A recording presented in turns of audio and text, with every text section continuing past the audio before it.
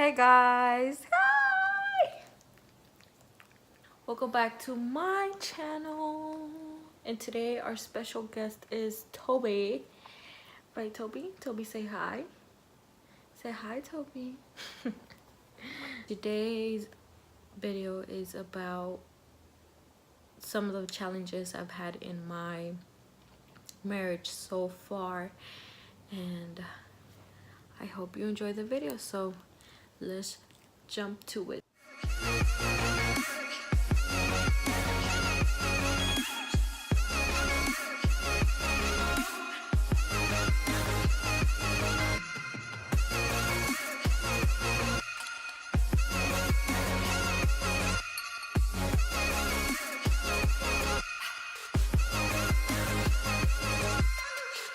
Alright guys, so let's start with the chisme. If you don't know what chisme is, basically it's tea, gossip, you know, whatever you want to call it. I call it chisme because I am a really chismosa person. Like, I like to be in, like, not everybody's business, but I just happen to know everybody's business. Like, is that weird? Like, I'm not trying to know about your life, but I just happen to know about it, you know. So today I'm gonna talk about my chisme, you know, as a married young individual. So many of you know I got married at the age of 20, and that's pretty young, you know. And you know, but I do whatever that I want. So JK, sorry mom. um but this past month has been kind of hard for me and Angel, because so much has been going on and so many challenges have been thrown at us that it's kind of like, you know, overwhelming and whatnot, you know. But I feel like thankfully we've kind of learned how to overcome it and kind of be, you know, in a good place. About I want to say 3 weeks ago, but I feel like it's a little bit longer. Angel was in a car accident, and when I found out, I was on my way to the apartment, and he had texted to me while I was driving, and you know, I started crying. You know, he said he was okay, but you know, the person you love, the person who's your person, you know, in a car accident, and you're just nowhere near them, you know, you don't know how to act. So my immediate response was crying and crying and crying and crying and crying. So my dad called them, and they talked, and he was okay. And you know, it took kind of like an hour or so for them, my parents, to call me back. And when they called me back, I was still crying. I was when you love somebody so much and you hear bad news, what I did was just froze, man. I didn't even know what to do. Like, I was like, should I go to him? Should I not? Should I just stay home? Should I just let him figure it out and stuff like that? You know, his dad was with him, but you know, I was still worried and stuff. But thankfully he was okay. You know, I finally just put myself together and stuff like that. And you know, I think the car accident was around 8, and he didn't get home till 11:15. And I had friend support. You know, I had my friend come over and be with me in those moments, you know, and I'm really thankful for that. You know, I'm really thankful for her being with me through that process, because I don't know what I would have done if I was alone, you know. Plus I was all paranoid, and you know, I thought I was hearing some ghosts here, you know, all alone. But you know, we finally, you know, his car was a total loss. um you know, he was pretty heartbroken because that was his dream car. That was a car he wanted as a child, and you know, it was gone. This is what the car looked like after the crash. And it was the car's in pretty bad shape, you know, but he was fine. Nothing major happened to him. You know, I try to be as supportive as much as I could. I try to be there as much as I could. I try to, you know, uplift him because, you know, that was his car, you know, and stuff like that. So I wanted to, you know, help him come up, you know, from his little deep hole. But, you know, that happened. We were barely overcoming it, you know. Good thing he got, you know, his parents helped him a lot with a backup. So, you know, he decided to, he has a truck. So he decided to fix up his truck, you know, all it needed was new tires. So he went, it was about 2 weeks ago. So right, like the accident happened, the car accident happened, and then the 2 weeks after that, he decided to fix his truck, give it new tires and stuff. So he went and did that, and on the way back to my parents' house, his tire just came off. It just came off, and it was the back left tire. Yes, I have to look at mine because I'm that dumb. I'm that dumb. And the left tire came off. So while he was driving and that came off, all I feel is us just going bam, bam, bam, you know, because it's like we were going speed limit, you know, but even when the tire comes off, it's not like you automatically brake and you stop. It goes for a while, you know, so it was like a really bumpy ride.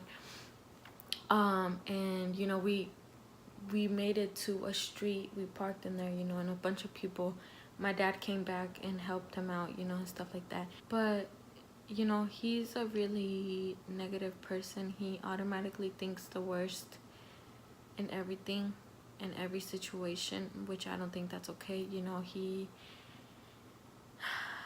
had lost his car, and then now this happened to the truck, and then fixing it, going through the struggle to see if the tire shop was gonna pay for, you know, the the what's that word, the damages to the truck. And you know, it was like, wow, you know, for him, I feel like he was like, wow, just 2 weeks ago I had an accident, and now this, you know. So I could see why he is really into thinking that everything around him is just going bad, it's just going downhill, you know. And I always tell him, you know, don't be negative, don't bring negative thoughts into your life, just leave those behind, be positive, be optimistic, you know. Always have a kind of like half full glass type of mindset, you know. Because if you think negative, you know, obviously negative things are going to come your way, because you're attracting that energy, you're attracting that vibe.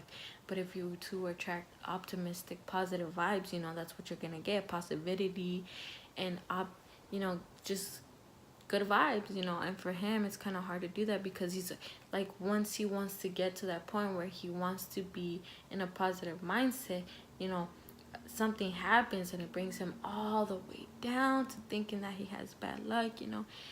And that sucks. That really sucks, because you know, I'm his wife.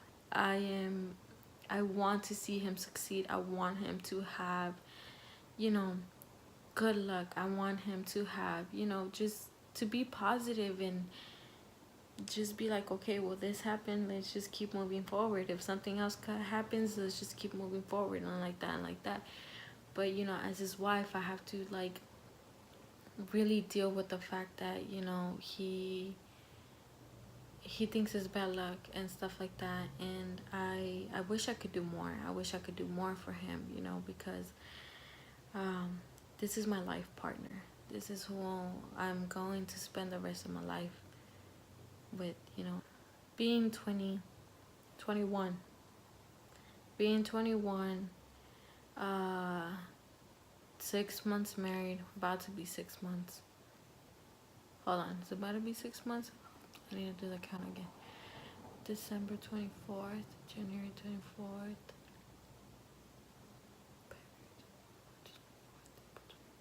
Yeah, about to be 6 months. So, you know,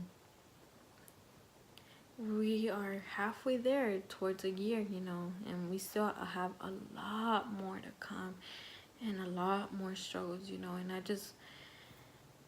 I just want him to stop thinking that everything is bad. I want him to stop thinking that he has bad luck and stuff like that, you know. And if you're that type of person who thinks that you have bad luck or just everything's going wrong, it's just a bad patch. Is we all have that, you know. We all have rough times. We all go through a bumpy road, you know. But it's all about keeping a positive mindset, and thinking that there's better things ahead of us.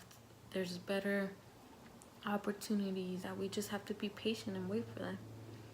But you know, I just want to be a good wife. I want to be a good partner, and I just want to be the best, you know. And yeah, you know, a lot of people told me that the first year could be either the hardest year of my life or it could be a honeymoon. And I'm not gonna lie to you, but for me it feels a little bit of both, because like I said, we don't argue. We have a really playful relationship with each other. We support each other as much as we can, you know. It's the fact that we've had so many bad things just been thrown at us, and I feel like they're challenges to see if we can make it, you know. I want people to know that whatever the choice you make, you know, whether you choose to get married young, whether you choose not to, whether you choose to have a kid if you're young or not, you know, only you know the struggles, and only you know what you're prepared for. Just remember to always keep a positive mindset. Always keep a positive mindset. And don't let anybody tell you otherwise. Don't let anybody bring your relationship, anybody bring yourself down, you know. And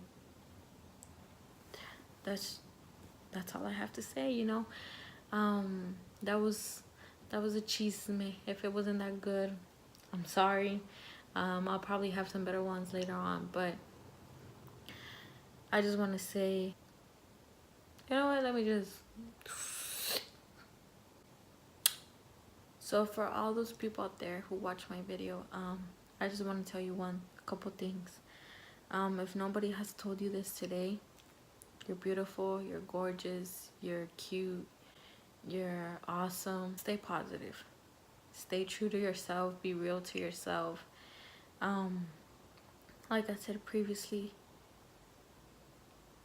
obstacles are just obstacles. They're not there forever. Keep trying, keep going. You know, only you can stop yourself. And that's what I always tell my husband, you know.